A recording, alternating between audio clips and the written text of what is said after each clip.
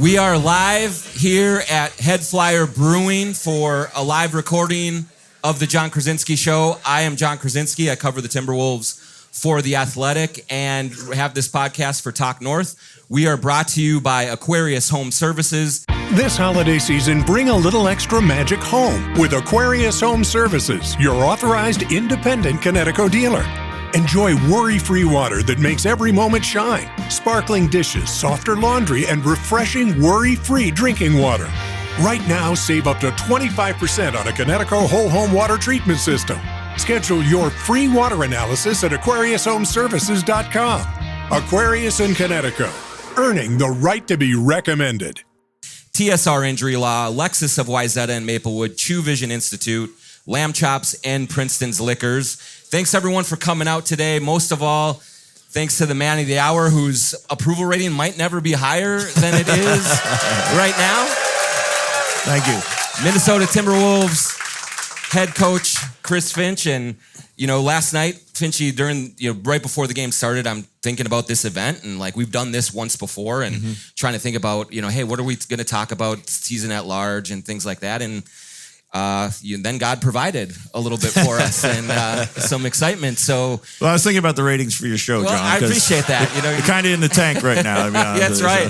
I'll take all the help that I can get. Absolutely. But I don't know. Let's just start from the top. Can you just describe that scene for us and what kind of got going to get you upset as you were? Well, first of all, I kind of had a bad week. Yeah. Let's start that way. I think still carrying a little bit of anger from the Memphis game. But I just, sometimes just want to, I feel my job is to inject or give to the team what we are lacking. It might be confidence on one night. It might be strategy on another night. It might be energy. It might be fight. Could be any of that stuff, so I try to be able to supply that in any way I can. I certainly didn't go into the game looking for that, and I didn't expect to get two. Somebody had texted me after the game. I said, I think I might have gone a little too far, but at that point I was all in. Yeah. So I was going to make sure that I got my money's worth. Yeah. I think you did. Yeah. So as it's unfolding, or you were kind of, I assume that you were upset in the moment at the lack of calls that you were getting, but also was there a part of you that saw a team that has not exactly started great a lot of the season that needed a little boost and a jolt there too? A little bit of that, just a little bit of fire out of the game. I felt that we were ready to play. I thought we had really good energy all day, shoot around, pregame. I thought we might have been a little tight. I think a lot of our shots we left short. We missed our free throws. Just kind of things. I think our guys had gotten themselves to a place where they knew it was a big game. They knew what it meant and how they wanted to play it. But they just kind of needed to relax a little bit. I'm not sure I added to that element, but I also, that's a team that when you're playing, you got to scrap for everything. And I just, I felt there was a couple calls there that should have gone our way that clearly did not. And I thought they were obvious. And I wasn't going to be one of those guys. We've seen it a couple times this week, where the coach is lamenting all the things in the press conference afterwards, sitting on a loss.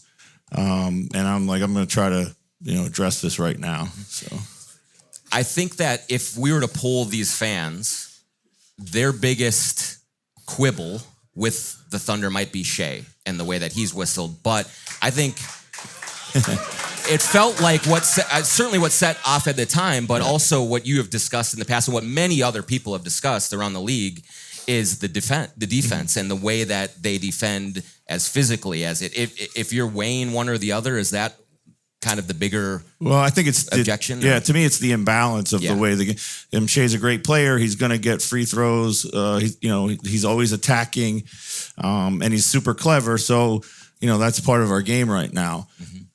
And they'll point to the fact that, hey, he only goes to the line, maybe 9 times.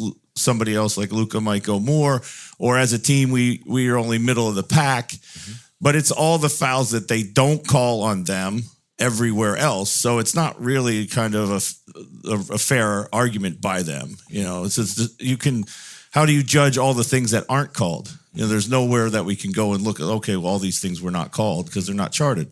And I think that's really what the league has, struggled with. And, I would say this, the most interesting thing of what happened last night, other than us winning, was the tons of text messages I got from people around the league, coaches, media, et cetera, et cetera, et cetera. So, just all with the same frustration. Did you, in that moment, did you black out? Or did you feel like what you were, because it looked a little hot there for a second. I told my attorney I blacked out. So how's that? That works for me. When it happens, you go to the back, and how different is it to watch it on TV and try to kind of process things there? It's a little surreal, you feel a bit detached. There's nothing you can do. I trust our staff completely, and they did an incredible job, Micah and those guys. So big round of applause for those guys. And our players, they know what they're doing most of the time anyway. But I wasn't trying to stay in communication with a runner or anything else. I'm just going to watch us play, and you kind of see it differently. Of course, I watch all the tape, after the fact. But as you're watching it live, it is very much a different experience. I was able to kind of address some things at halftime, which I thought were easy to see, which maybe you don't see in when you're in the middle of the battle. So that was my next. Micah has stepped in for you before. Mm-hmm. I'm trying to get this guy a job. No one will hire him. He's interviewed a million times. How far do I have to go to get this guy off my staff?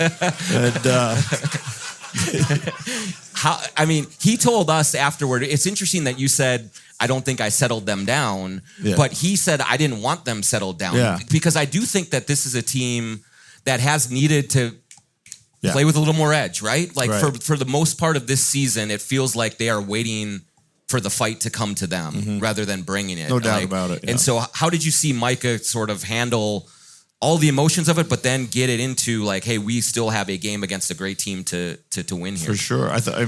Great message. At that point in time, everything is going to be called super tight.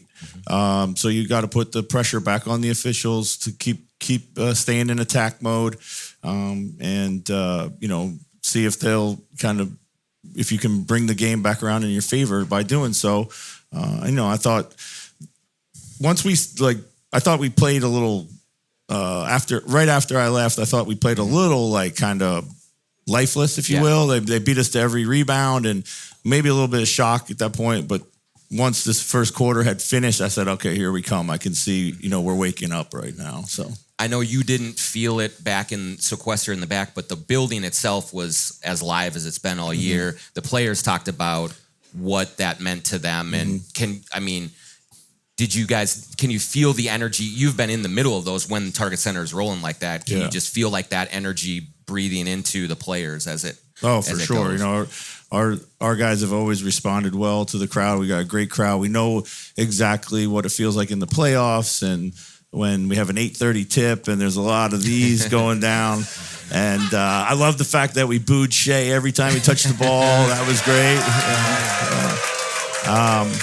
And we just have such a passionate crowd. And to your point, sometimes our team is one thing we don't always have is a galvanizer, like a Kyle Anderson or somebody, who make you want to punch them,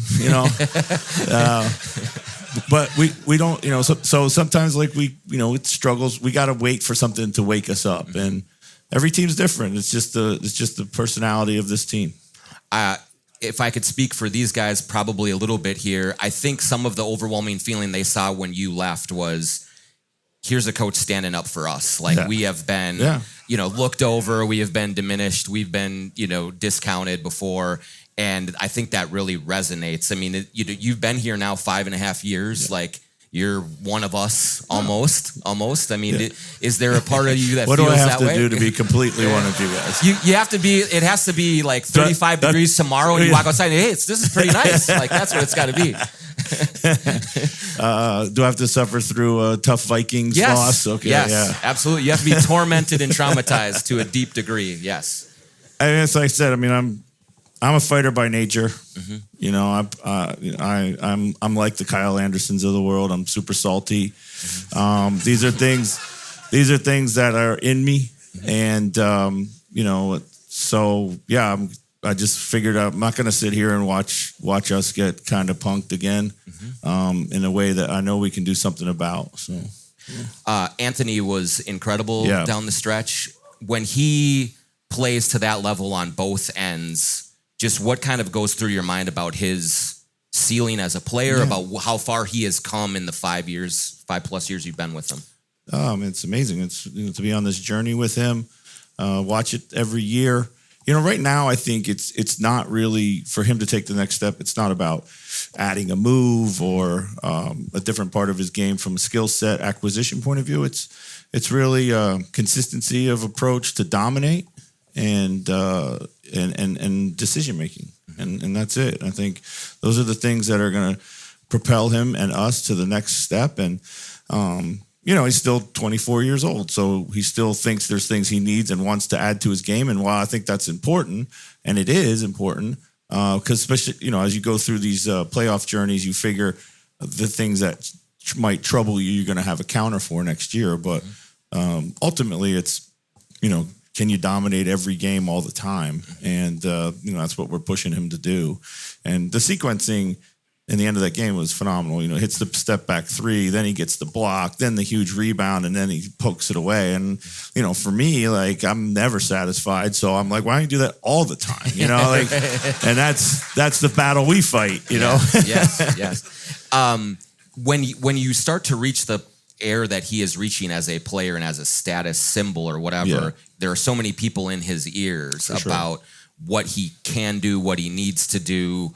Like, how do you try to cut through that noise and make sure that you two are on the right page, but like you want to keep him kind of focused on where his focus needs to be from a development standpoint? Well, I think the first thing is understanding, you know, playing basketball and certainly in our environment should be a safe space for him. You know, it should be a place for him to be able to come and get away from all those voices. They're always going to be there. You know, they're always going to have access to him, whether it be through media or his agents or friends or family or whoever it might be. You know, everyone's going to have some opinion. I think he's at that stage now where he's starting to wrestle what the next level of stardom looks like. And it's not you know, was it more fame? Is it more money? Is it more like, that's not necessarily a good place to be. You know, I think with Anthony, it's always been about the joy of the game. He loves to have fun playing the game. It's important that we and I kind of try to keep him in an environment where he can still access those emotions to play the game, and that's when he's at his best. You know. Can you tell when he is off of that? Oh, for sure, a little bit. How do you kind of try to steer him back on? For sure, yeah. I mean, there's a lot of things, you know, that, and not just him. It's all of our players. You know, like players will come into the facility for the work day in any form of mood. You know, they might be in a great mood. They might be not in a great mood. They may have played well last night, didn't play well last night, regardless of whether we won or not. Of course, they're happy we won, but they all have individual kind of things they're trying to accomplish too, and they're measuring themselves against that. And so we preach to our staff all the time. It's like the staff has to bring the energy of the player up to a level that, you know, where we make it like a kind of a every day is the same, whether we won or lost last night, you know, and we don't always get there. There's, you know, certainly a lot of things to factor in, but, you know, you can tell when these guys are in need of uplifting. So. Some of the players said last night that the film session after Memphis was not pretty. Just what was bothering you the most about it, and what kind of made it the right time for you to drop the hammer a little bit? You know, we have this in our DNA. Sometimes we always meet the high moments as a team. Like we've done a pretty good job of that, meeting these high moments. And you know, we haven't always met the lower moments, and that takes nothing away from Memphis. But you know, a team with a bunch of guys that are out. You know, we didn't play our best basketball, and you're not going to play your best basketball every night. But I thought we played hard, but we didn't play smart. You know, we all kind of were out there trying to do our own thing at one point in time, didn't play with enough composure when it mattered, deviated from the game plan too much. And then, you know, we sit back and we regret, you know, the performance that we just had. And sometimes you have to have these corrections as you go along. And, you know, we've won some games and not played our best basketball. And the challenge is get better through winning. And today you don't practice a lot in today's NBA. So you have to get better through the playing of the games. And when you're not seeing that, then there's a lack of focus, you know. It's a very long season. You probably can only go to that card so often. How do you choose the moments that are it's time to really let them have it, and when it's time to just kind of chill back a little bit? Yeah, you know, it's a lot of it's just feel, reading the team. You know, what might be on the horizon, like what you need to. We try to break the season down into these like digestible chunks of games. It could be a 5-game stretch. It could be a 10-game stretch. It could be, you know, 1 week or something like this, whatever kind of makes sense to them. And we align it with our medium and longer term goals. So in the context of that, you know, depend how far off you stray. And, you know, also you have to just kind of read their mood a little bit too.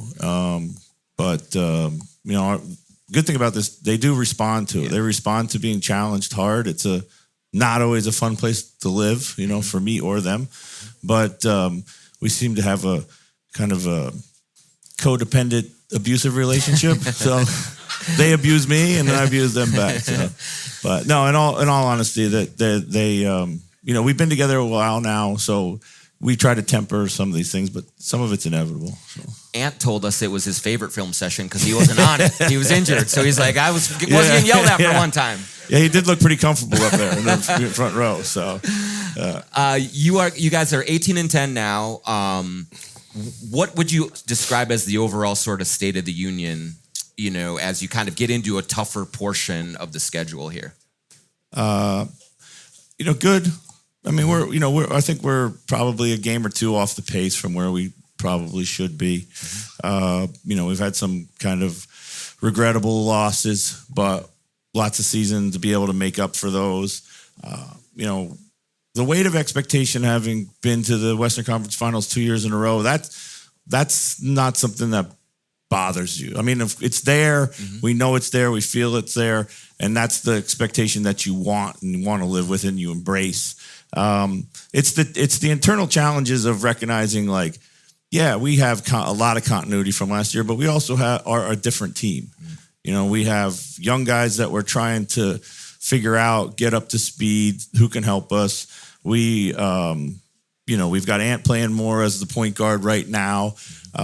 You know, these are decisions that we made, strategic decisions that we made going into the season, that we took a longer term approach. And so there's going to be some inconsistencies and some ups and downs in those decisions as well. I mean, you know, Mike Conley, you know, moving him to the bench and kind of a role where we can employ however we want to and whenever we want to, and then maybe preserve him for later in the season.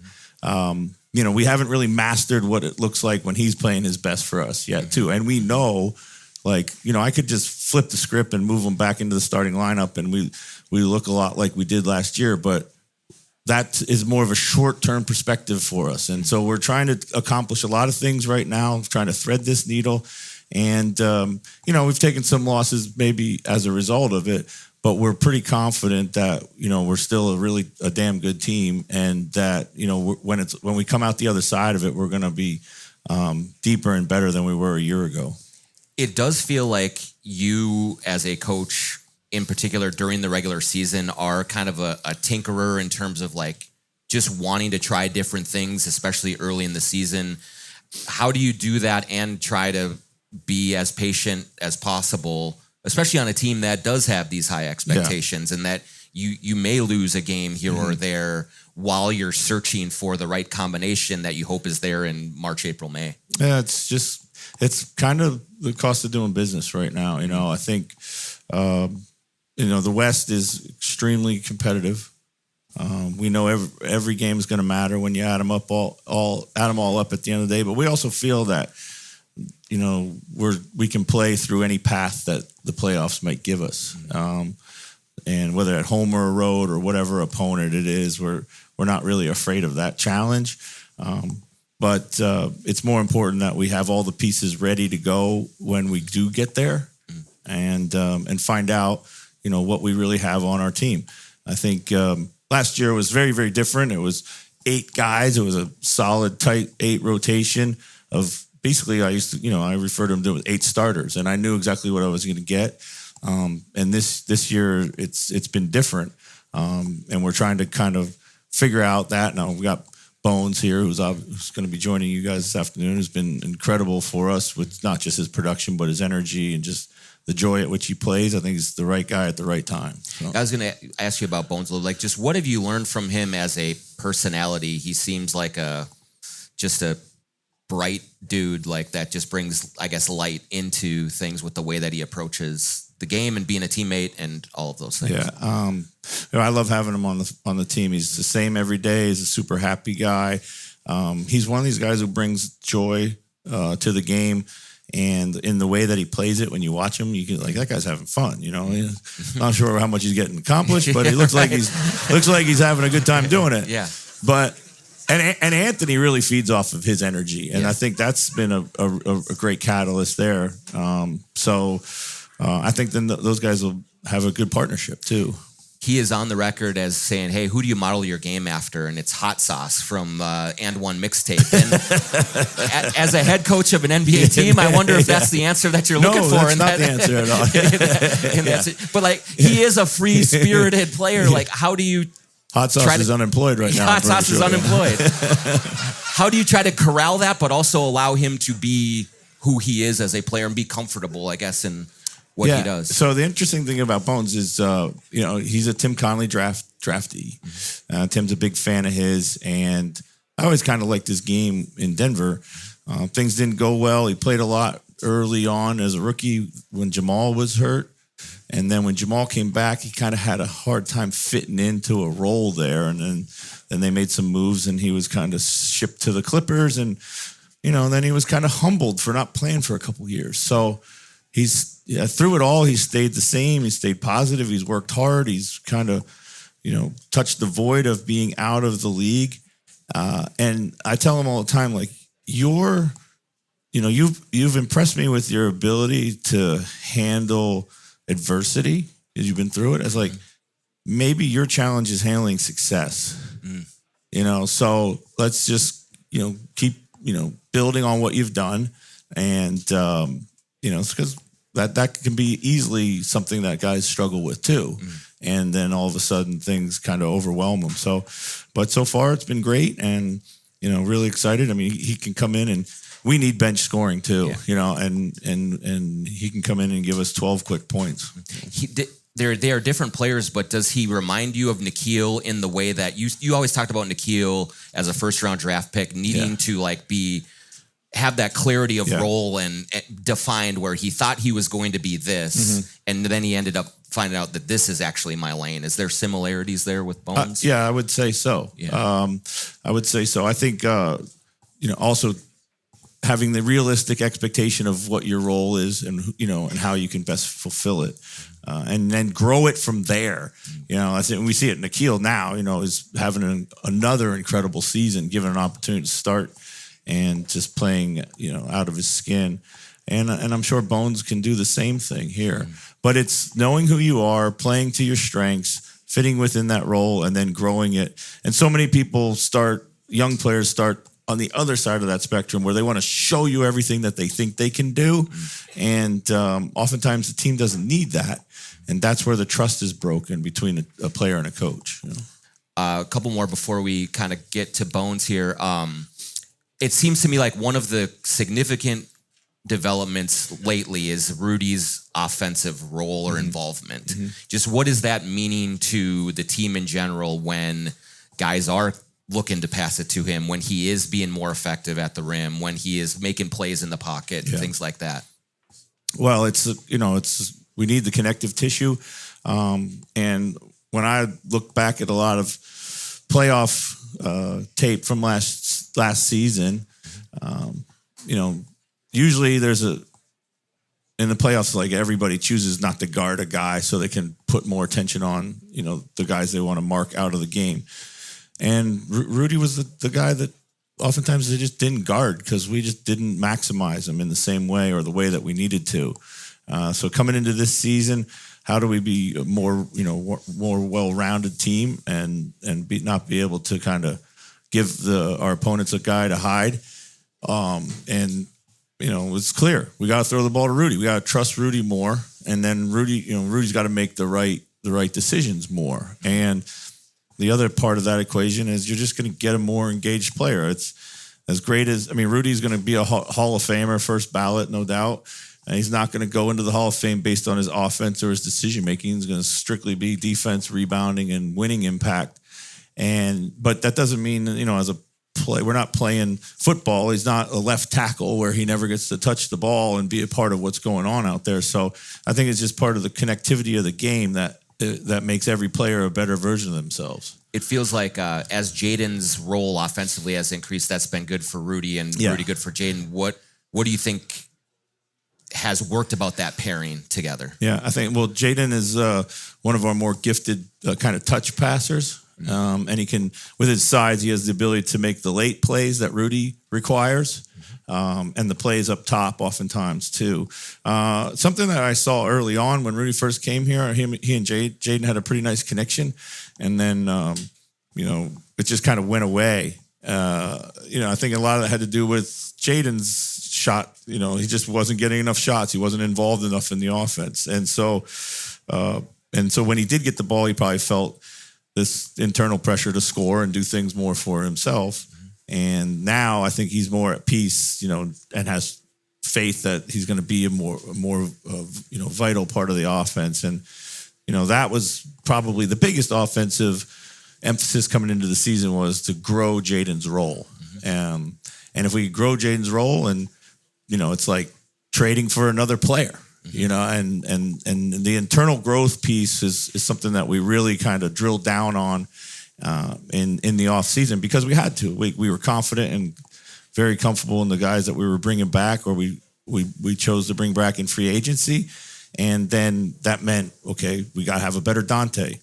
Moving him to the starting lineup was going to be key to that. We got to have a better Rudy, like trusting him and then him making the right play, and then we got to have a better Jaden, and that's just literally like forcing the ball to him more so he stays involved. So, what was Christmas like in the Finch household when you were a kid?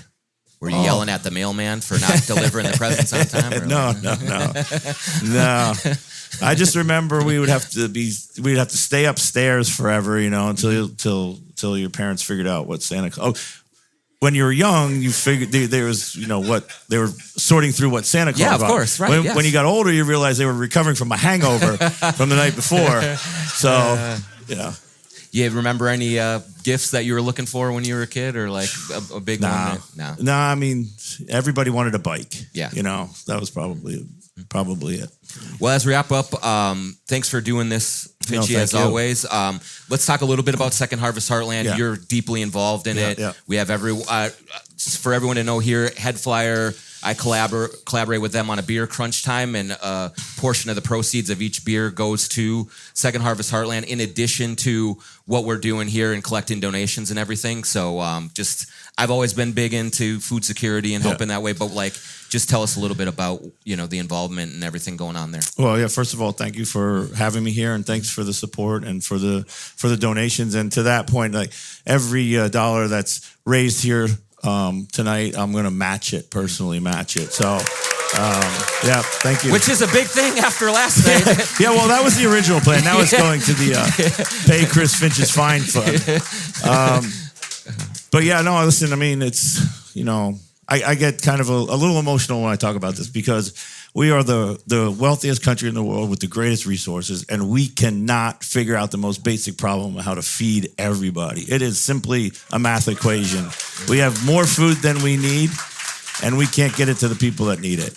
And what has to happen is the connective tissue of resources, people, any kind of effort to close this gap and make this problem go away. And at Second Harvest Heartland right now, we have a moonshot goal to cut by 2031, cut hunger rate in half in the state of Minnesota. And they're well on their way of doing it. With a lot of effort, large and small, from this community. Because one thing I love about this community is that people show up and they support each other through charitable giving and other nonprofits. So it's something that everybody here should be super proud of. So give yourself a round of applause for that. Thank you. Great. All right. Well, I can't thank you enough for taking the time after a big night and in the middle of the long season to come out and join us. And so everyone, thank Chris Finch for coming in. And thank you very much. Good luck the rest of the way. Yeah, appreciate it. Yeah. All right. And again, thank you very much. Everyone have a great holidays. And this is amazing, man. Turn out like this. So thanks a lot. We will take like about a 10, 15-minute break. We'll get Bones in here. And so if you want to refill, tip your bartenders and pourers. And we'll get right back to it with Bones Hyland. If you're in the market for a new luxury vehicle, look no further than our good friend Charlie Swanson at Lexus. Whether you're on the west or the east side of the Twin Cities, they've got you covered with two great locations, Lexus of Wayzata and Lexus of Maplewood. Check out the all-new Lexus TX, a spacious SUV with 3 rows of seating and plenty of room for all your gear. Head over to lexusofwayzata.com or lexusofmaplewood.com for details and to find your next ride today. Also want to thank our friends at TSR Injury Law, 612-TSR Time, 612-TSR Time. If you're a Timberwolves fan, you already know all about the company. You already know that they're big Timberwolves backers and Timberwolves partners. They hang out with Naz Reid. They hang out with Micah Nori. And that's wonderful stuff. I love to see their business thriving because they help a lot of people. What you need to know is if you're ever injured, just remember that number, 612-TSR Time, 612-TSR Time. If you call them, you'll deal with a lawyer. They will send you in the right direction if you need advice. And if they take your case, they won't charge you unless they win your case. It's a no risk, no brainer. Just give them a call, 612-TSR Time, for a higher level of representation. There are many reasons to open a smart checking account at Royal Credit Union, including no monthly fees, no minimum balance, and a $250 bonus. Getting your $250 is easy. Open your account by December 9th. Receive 2 payroll direct deposits of $200 or more, and you'll get a $250 bonus. See details and open your account today at rcu.org/getchecking. No minimum balance required to obtain bonus. Offer ends 12/9/25. Insured by NCUA. True Vision Institute in Bloomington. I mean, if you guys are running late on a holiday, a Christmas gift for someone, and you have the means, man, think about going to getting them something with True Vision and having LASIK surgery, because it is a complete life-changing experience. You go to truevision.com, set up a consultation, go in, get yourself to kind of just absorb all of the knowledge, all of the caring, all of the warmth at True Vision, and they will set you up and get you going in the right direction on your vision correction. I've had it now for 1.5 years. It's been amazing. I still see great. And it's just made my life so much easier. So go to truevision.com, set up that consultation, go in and see Dr. Chug, see everyone involved at True Vision in Bloomington. You will not regret it. It's the best thing I've done for myself in a very, very long time. SGLambchops.com is the place to go. JONK20 for 20% off anything you can get there, and you can get a lot at Lamb Chops. Unbelievable casual wear, hoodies, sweatpants, sweaters, pants, shorts, t-shirts, hats, all of it at Lamb Chop. Super stylish. You can wear it out on the town on a Friday night. You can wear it lounging around your house, just kind of hanging out, wrapping presents, watching TV, and chilling out. It is so versatile, but super high quality.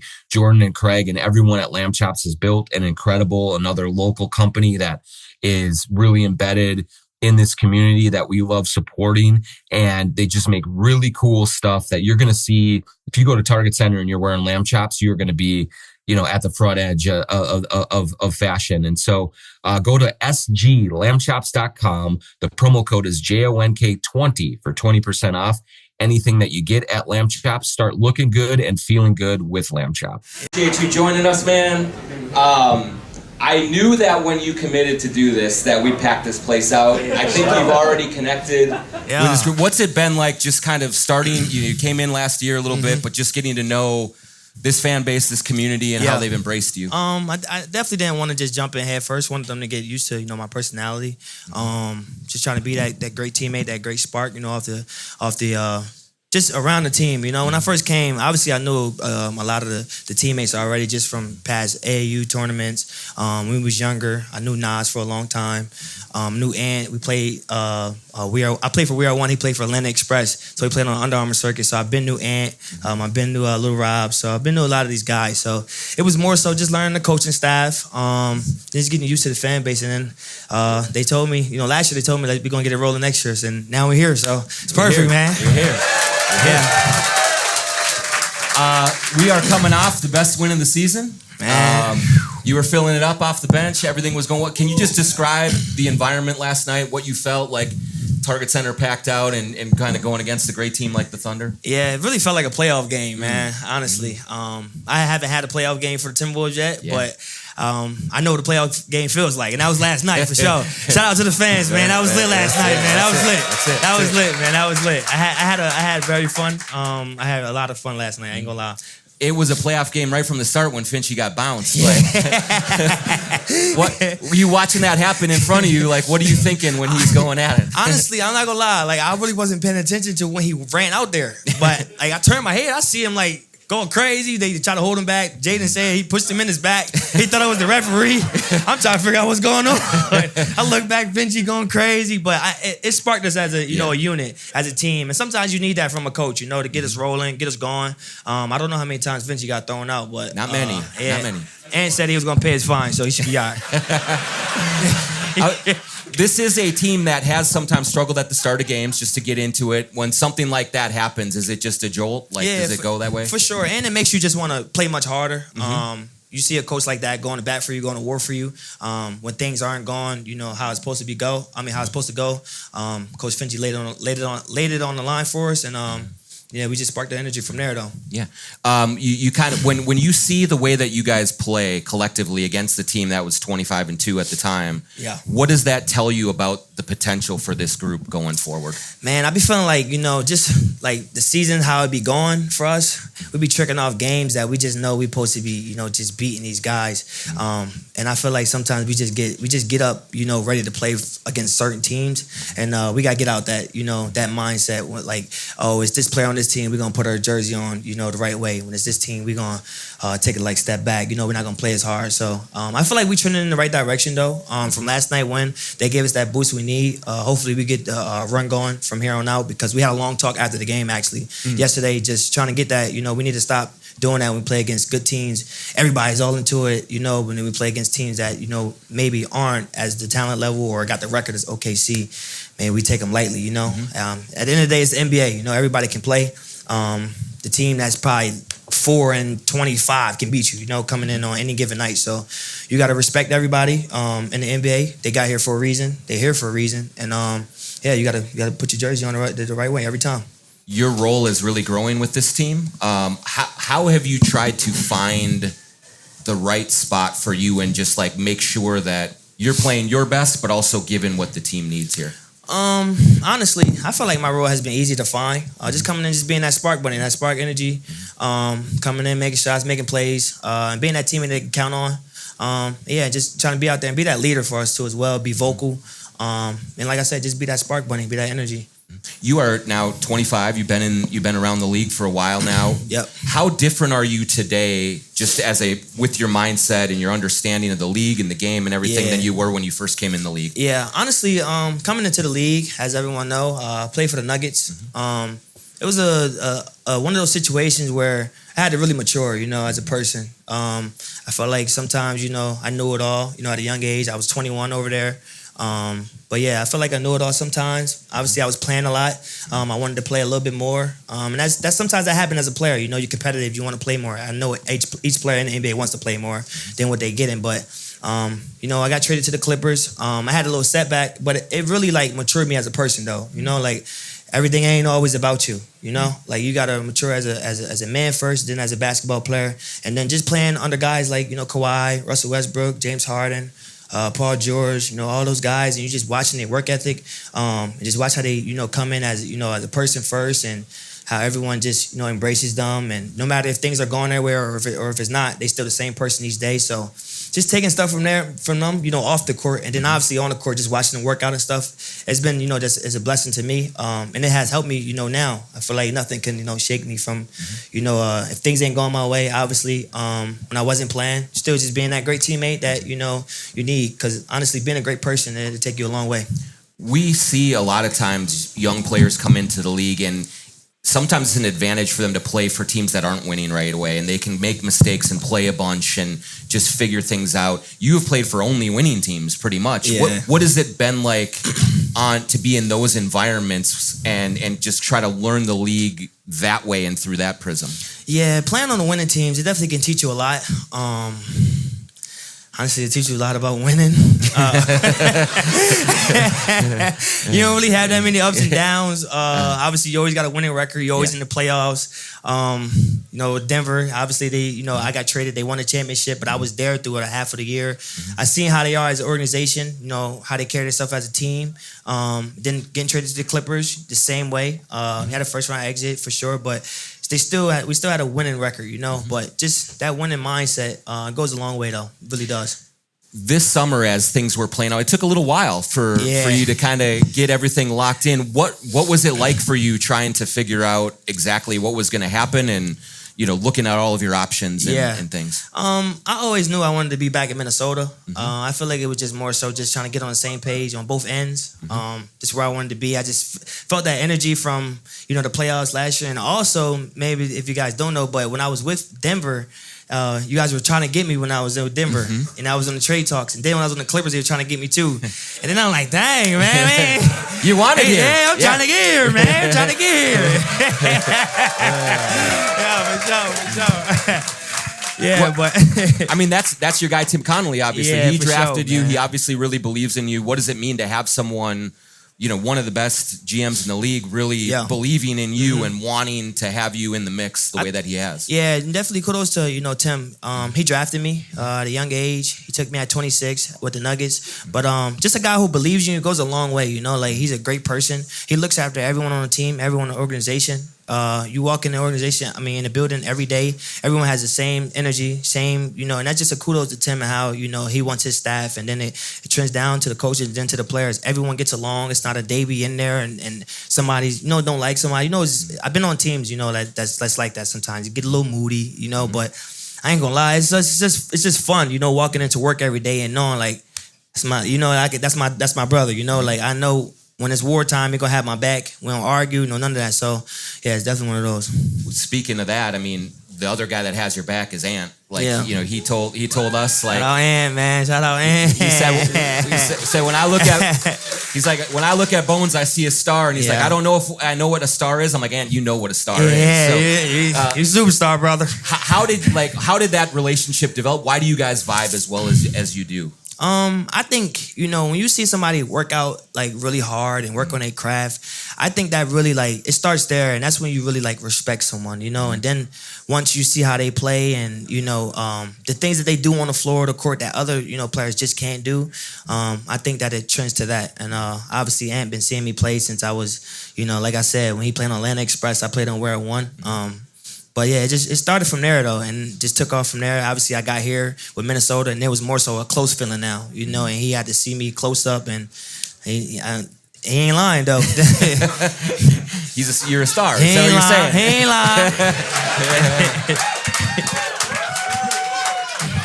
You watched him at the end of the game last night, step back three, blocks Shea at the rim, takes the steal from him. Just what do you think of his abilities as a player to take over a game the way that he did? Man, just coming off of missing 5 games and to be able to just do that, that's just incredible, man. That's really incredible from a player like that.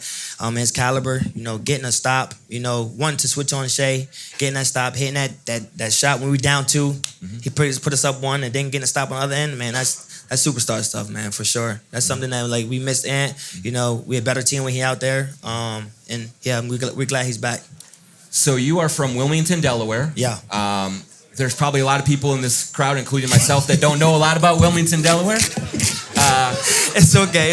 I ain't gonna lie. Since like, well, I'm about to cut you off, but I got a funny story. I was in college and I was in class. They asked me where I was from, and I said Wilmington, Delaware. And the whole class like, what the hell is Wilmington, Delaware? Man, I got so hot. I ain't gonna lie, I was hot. I'm like, damn, nobody know what Delaware is. The first state, you know. But it's all good though. Me and Dante gonna keep putting the city on the map, man. You and Dante, absolutely. What can you tell us about growing up there and what it was like for you to kind of come along and grow into a man in Wilmington? Man, it was rough, man. Yeah. I grew up in a single parent household with 3 other siblings. I lived with all my cousins, my aunt, my uncle, my grandma, my grandpa. It's like 12 of us in one house. It was rough. You walk outside, you see shootings. I grew up with a lot of friends that passed away. One of my close friends, he was walking from school to school I was supposed to go to. He got shot in his head, he got murdered. But yeah, it's one of those situations where like you just want to get out of this situation so bad you would do anything, you know. And it's just like I said, it was tough, man. It was tough growing up in that environment for sure. But I'm glad I'm here. You know, I'm blessed. And I'm thankful.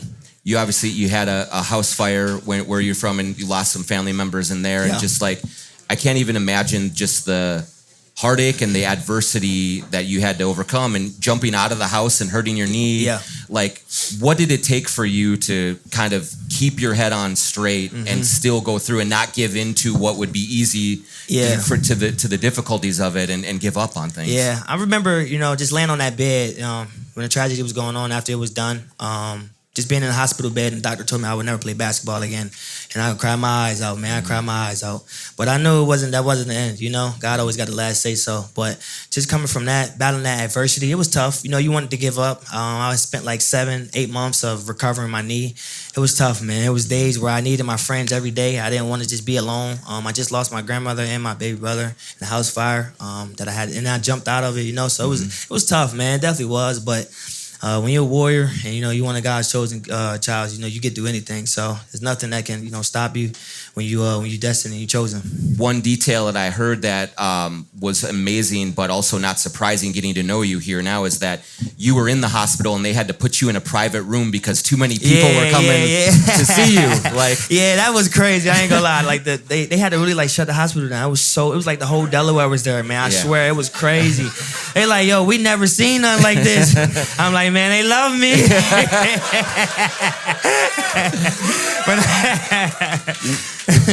What is it about you that you think? I mean, people are drawn to you. Like, what is like? How does that connection form like that so strong? I just think it's one of those like. Obviously, I'm an NBA player, but I'm just like these guys, like in front of me, just like everybody else. I spend my 3 hours signing stuff, 3 hours taking pictures, 3 hours talking to everybody. Like I'm just that type of person, Like, and I feel like you treat people how you want to be treated. My mom always told me, like your character, being a good person, to take you farther than your talents. You and I were talking after the game a couple of games ago. You had 18 points in a win, and what I remember most in that Sacramento win is there was a moment later in the game and you get the ball in semi-transition. Keegan Murray's in front of you, and you just went right through his chest to the rim. And I feel a desperation in your play, like just an urgency about it. Is that just from everything that you've been through to get to this point, and like making sure that this is, you're staying where you are and you're playing with that hunger? Yeah, for sure.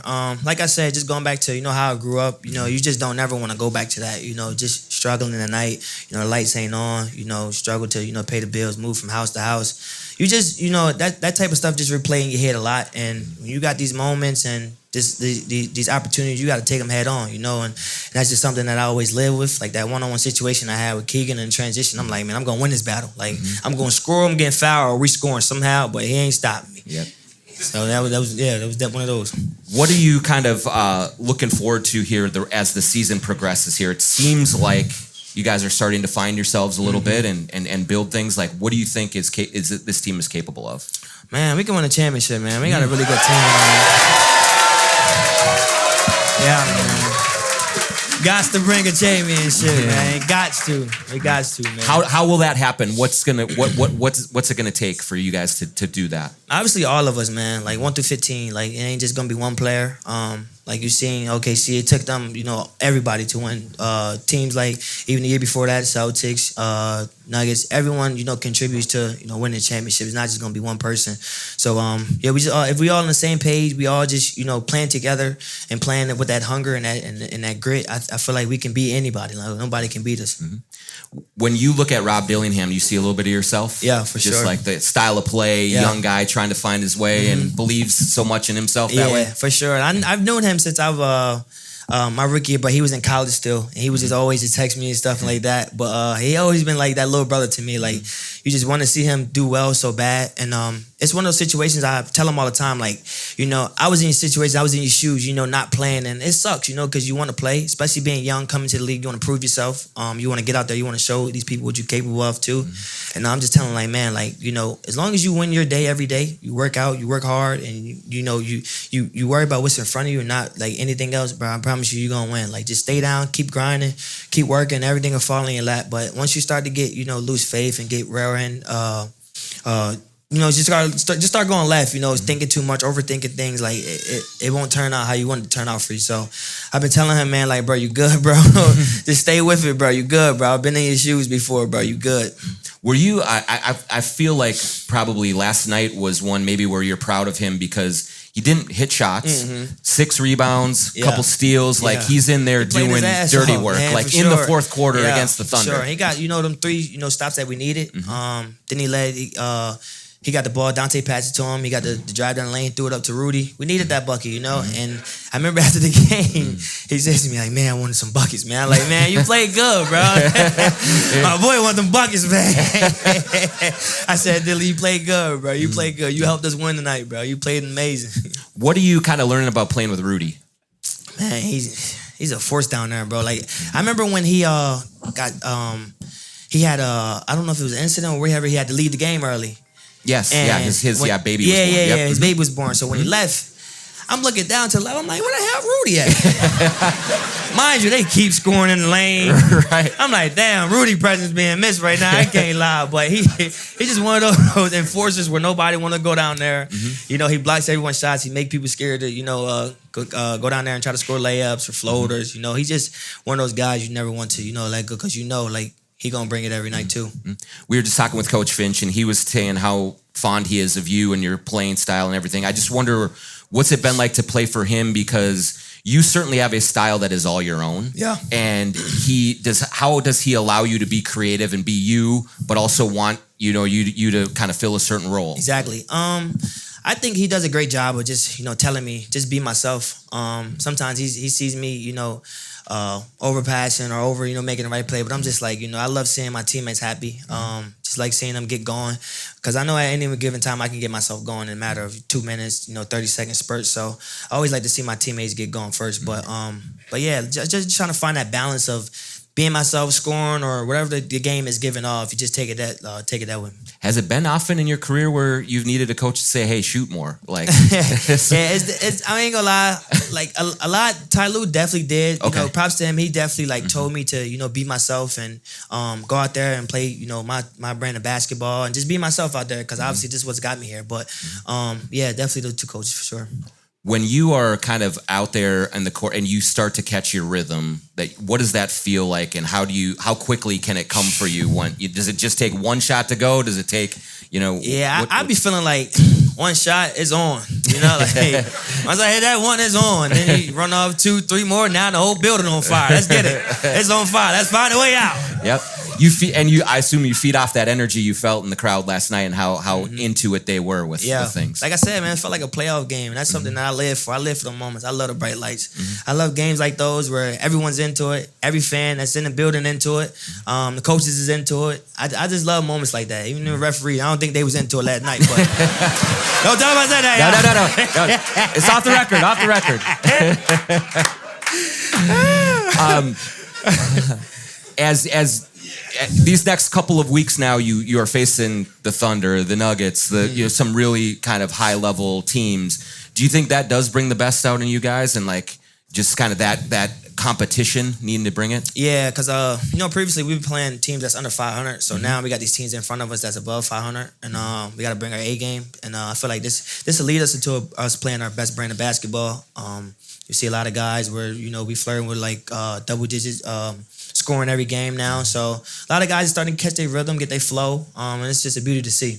Does it feel like this is a team that has had so much success the last couple of years that maybe the early part of the season they're just kind of like, hey, can we just get to the playoffs here a little bit? Yeah, for sure. But that's the thing that I feel like you got to go away from, because it'll bite you, and as when you go down the road, because you're gonna need these games in the beginning, because you got to think like. The West is so strong. Like every team is good. They don't like if you take a night off, you get bumped from 3 to 7. Like in just one game. So you can't really take no nights off. Like one game off. Every game counts. Like I said, like you don't want to disrespect no NBA teams. Like I said, everyone's here for a reason. So it don't matter for team 4 and 20, man. You gotta bring your A game. This is a team that I think in a locker room that can be a little quiet sometimes, and you are not that way. Yeah. Is it easier for you to kind of assert yourself when you're in the rotation, when you're getting minutes versus like maybe when you first got here and you're kind of just on the outside looking in? Yeah, for sure. It's definitely a different balance of, obviously, like people might not know Jaden talks. Like he has personality. He does, He might not show when he's playing, but I swear, like in the locker room, he's funny, bro. He is funny, but you definitely want to have that balance. Obviously, I'm an outgoing person. I'm an energetic person, so my personality ignites the room. It gets conversations going, and I feel like that's just what you need: a good, well balanced. Any like one thing about Jaden, some funny thing that he said that got you rolling, or you can think about right now, or not right now, no. But he is funny as hell, though. Well, hey, man, Bones Hyland, thanks so much for coming out here, for sure, man. sharing your time. Everyone here loves you. Oh, that's the last thing. Tell us about it. Where did it come from? Like, where did you get this? I ain't gonna lie. I just felt like I just made one shot one time, and I was just doing. It just went to this. I'm like, oh yeah, that's the one. I swear, bro. That's I'm like, it. oh, I like that. I ain't gonna lie. It's a freestyle, right? Every like time, and I just wanted to like have that bond with the fans. Like you score, you want to have a bond with the fans. I'm a guy. I like to have. I like energetic plays. I like when the fans is into it. Obviously that's what they pay. To come see. They want a show. They want somebody to come out there and bring them energy. So yeah, I'm here for that. All right, give it up for Bones Hyland one more time. So man, appreciate y'all, baby. Appreciate you. All right, we're gonna let Bones get out of here, and then we'll come right back, do the raffle for the tickets, do a little Q&A as well. If you have Timberwolves questions for me, we'll answer a few of those, and then we'll get going. Thanks, everyone. Thank y'all, man.